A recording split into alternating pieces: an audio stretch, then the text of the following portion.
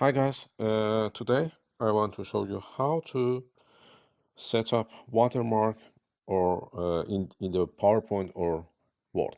You can go to your Word or PowerPoint, and the easiest way, and you can remember it, write watermark here, and you can see some option here.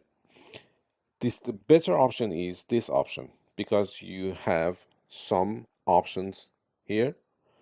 You can set which one do you want, and custom is best because you can see here you want to maybe choose any picture or any text is better, and it will be in English. And yes, this one,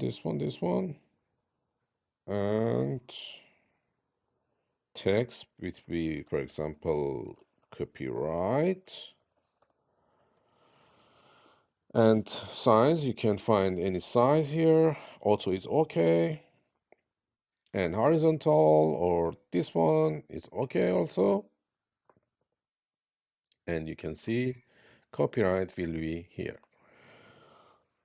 You can write again watermark. You can remove it, and maybe you want to set it here like that. Some option. Again, remove it. And again, I want to set it horizontal and copyright, and you can see it will be seen for you, and maybe anyone whom you want to send it for them. Thank you for watching.